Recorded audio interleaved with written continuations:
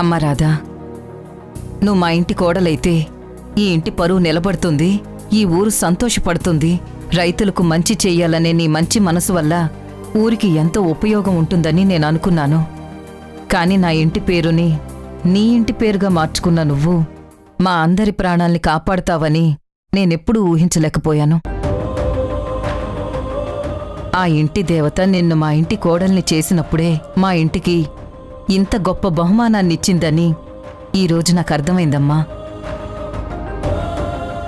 నీలాంటి మనిషి ఇంట్లో ఉంటే ఆ ఇల్లు ఎప్పుడూ పచ్చగా ఉంటుంది, సంతోషంగా ఉండి ఆనంద నిలయంగా మారుతుంది. అన్ని అడ్డంకులు తొలగిపోయాయి, శత్రువులెవరో కూడా బయటపడ్డారు. ఇంకా ఎలాంటి భయమూ బెంగా లేదు కాబట్టి రేపు జరగబోయే జాతర అంగరంగ వైభవంగా జరుగుతుంది. అది నా కొడుకు కోడలు చేతుల మీదుగా జరగడం నాకు చాలా ఆనందంగా ఉందమ్మా. ఊరంతా కూడా ఆ వేడుక కోసం ఎదురు చూస్తున్నారు. ఈరోజు రెస్ట్ తీసుకో తల్లి.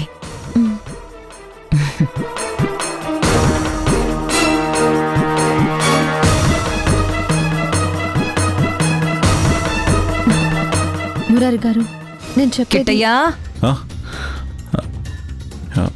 ఇప్పుడే వస్తాను రాధా.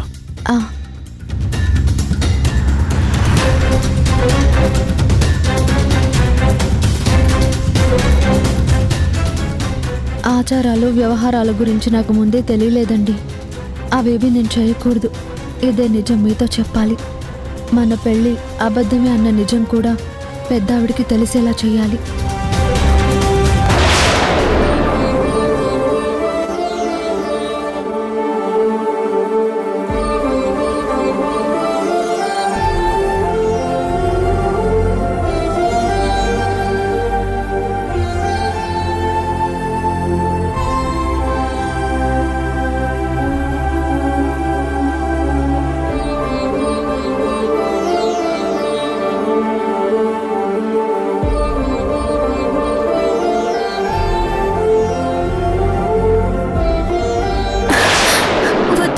నన్ను వదిలేయండి, మీకు దండం పెడతాను. ఎందుకు కంగారు పడుతున్నావు? అంతా నేను చూసుకుంటాను అంటున్నాను కదా. నేను పనిలోకి వచ్చింది కుటుంబ పోషణ కోసం.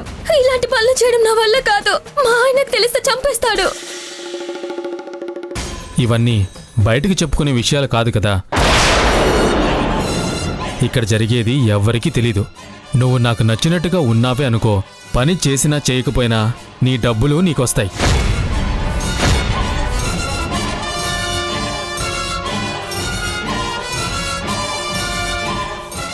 కాదని ఎదురు తిరిగావే అనుకో, నా సంగతి నీకు తెలుసు కదా. ఒప్పుకుంటే నీకే మంచిది. ఏయ్, ఏంటి నువ్వు చేస్తున్న పని? ఆ మాట నేను నిన్ను అడగాలి. ఇక్కడ నువ్వు సూపర్వైజర్వి. ఆ పని మానేసి నువ్వేం చేస్తున్నావు? తన్నెందుకు ఇబ్బంది పెడుతున్నావు? అదంతా నీకు అనవసరం. మర్యాదగా నీ పని నువ్వు చూసుకో, లేదంటే ఇక్కడ నీకు ఉద్యోగం ఉండదు. నువ్వు ఆడపిల్లల్ని ఇష్టం వచ్చినట్టు ఏడిపిస్తుంటే చూస్తూ ఊరుకుంటాననుకోకు, చంపేస్తాను.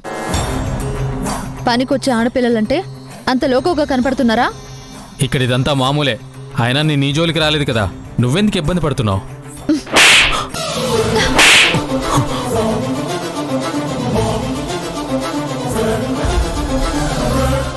ఏంట్రా మగాడు వన్న పొగరా? ఆడవాళ్ళంటే అంత అలుసుగా కనిపిస్తున్నారా? కష్టపడి పని చేయడానికి వచ్చాము. 4 రాళ్ళు వస్తాయన్న ఆశతో వచ్చాము. అంతేకాని మీరు వల వేస్తే పడిపోవడానికి ఆడపిల్లలేం చేప పిల్లలు కాదు. ఆడపిల్ల తిరగబడిందంటే బయట నువ్వు తల కూడా ఎత్తుకొని తిరగలేవు. ఇంకోసారి ఏ ఆడపిల్ల జోలికైనా వచ్చావంటే ఇక్కడ నిన్ను గొయ్యి తీసి పాతేస్తాను. నాతో నువ్విలా మాట్లాడతావు కదా, నీ సంగతి ఏంటో చూస్తాను. నీకిక్కడ ఉద్యోగం ఎలా ఉంటుందో నేను చూస్తాను. అసలు నీలాంటి వాళ్ళకు ఉద్యోగం ఎందుకు ఇచ్చారో నేను తెలుసుకుంటాను. పో. థ్యాంక్స్ అమ్మా, చాలా థ్యాంక్స్ అమ్మా. సమయానికి వచ్చి నన్ను కాపాడు. చూడు, ఇలా ఏడుస్తూ ఉంటే ఇలాంటి వాళ్ళు ఇలాగే ప్రవర్తిస్తారు. వాడు నీ చెయ్యి పట్టుకోగాని వాడి చెంప చెల్లమనిపించుంటే వాడు భయపడేవాడు. ఆడపిల్లంటే ఎవరైనా ఏడిపించొచ్చు అనుకునే అవకాశం మనం ఇవ్వకూడదు. మన జోలికొస్తే చంపేస్తామనే భయాన్ని కలిగించాలి.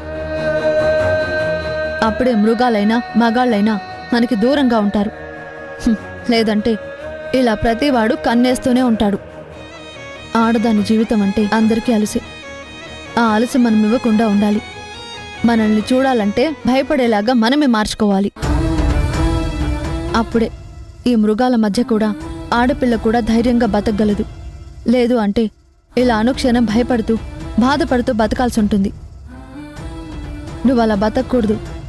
ఇంకెప్పుడైనా వాడు చేయి పట్టుకుంటే ఆ చేయిని విరిచేయి. నీ వైపు కన్నెత్తి చూడ్డానికి కూడా భయపడతాడు.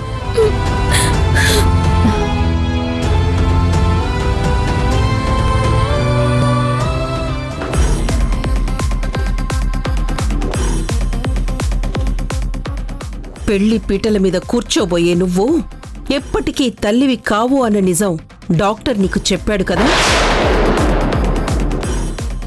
అది ఆ దేవుడి శాపం కాదు, నువ్వు చేసుకున్న పాపమూ కాదు. నా కోపం కోపం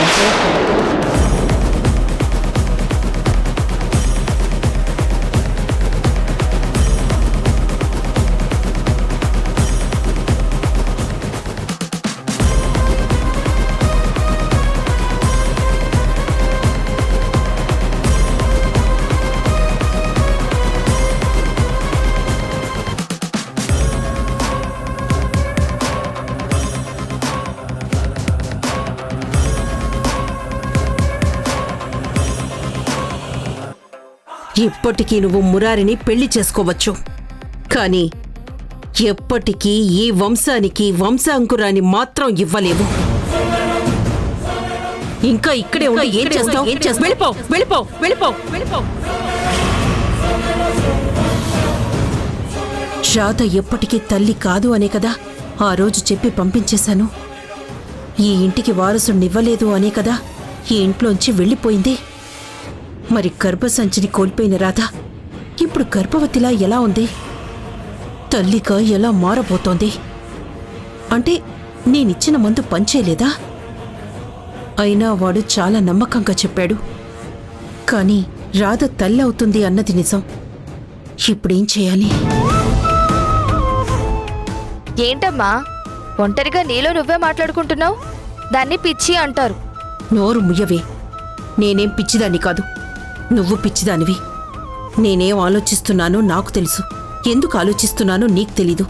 ఇప్పుడు నువ్వు ఆలోచించడం కాదు, రాధని ఇంట్లో నుంచి పంపించడానికి మన చేతికి బ్రహ్మాస్త్రం దొరికింది కదా.